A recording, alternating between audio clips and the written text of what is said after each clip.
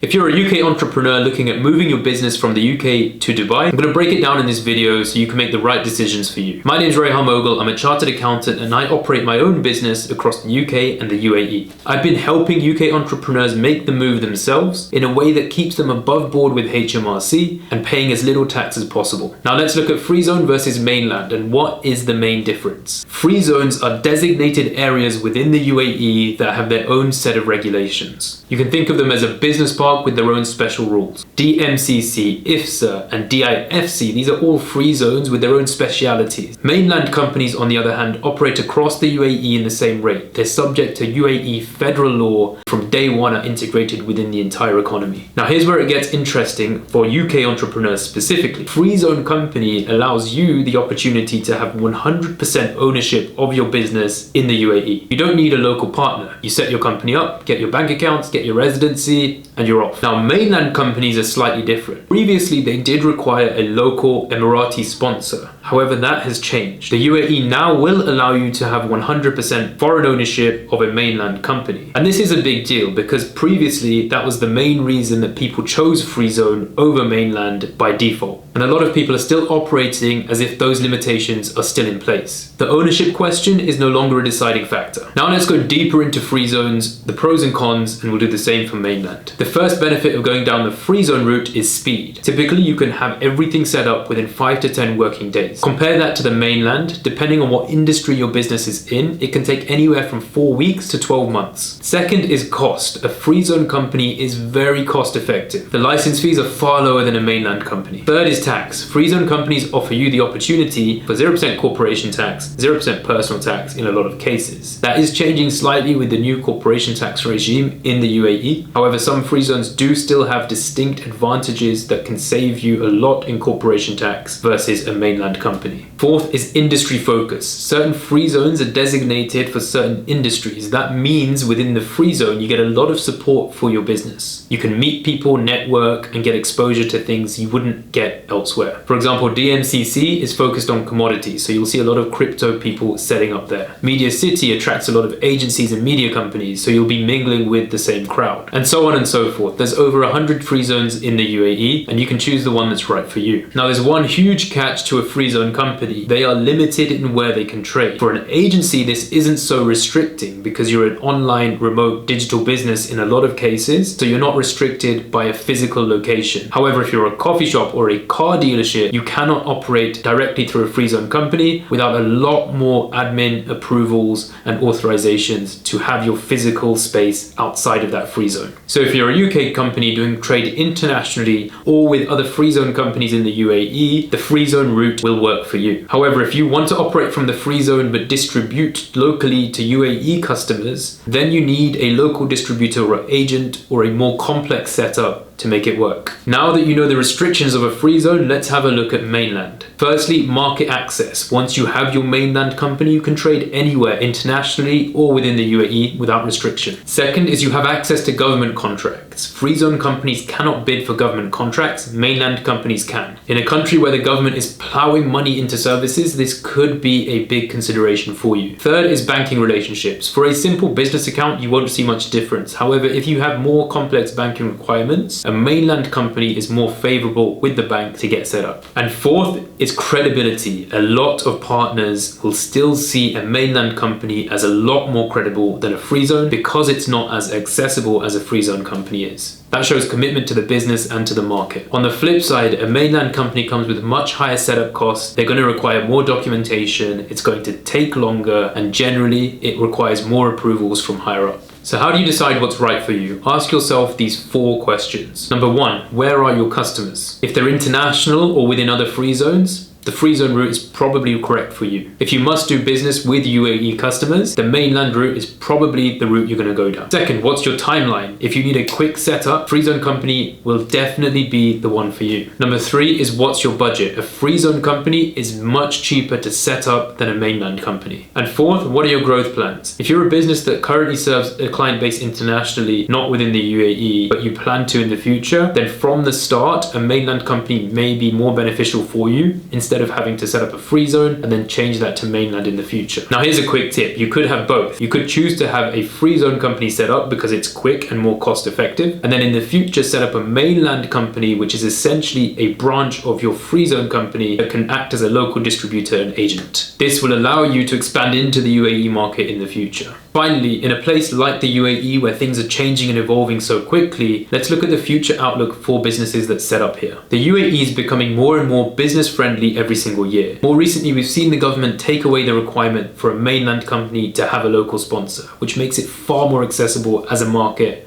for people from anywhere in the world. They introduced their corporation tax regime more recently, taking taxes from 0% to 9% for certain businesses that turn over a certain amount. So they're starting to build more developed infrastructure and processes and systems around this. In this video, we've not spoken about visas and residency, but the key trend is we're seeing the introduction of a lot of different types of visas that give you stays in the UAE of up to 10 years plus without needing a renewal. So in the future, we can expect this gap between free zone and mainland to continue to narrow, while more operational and strategic considerations drive the decisions to make around which one is best for you. So with that being said, the UAE really has set itself up as a hub for UK businesses to easily relocate their company and even themselves personally. As always, if you found this video useful, give it a thumbs up and subscribe to my channel for more content like this. Benefit from low tax rates, benefit from greater opportunities, and to position themselves in a growing market. If you're a UK business owner looking to move to the UAE, book a call using the link in the description where you'll speak to either me or the team about how we can help you structure that and what works best for you.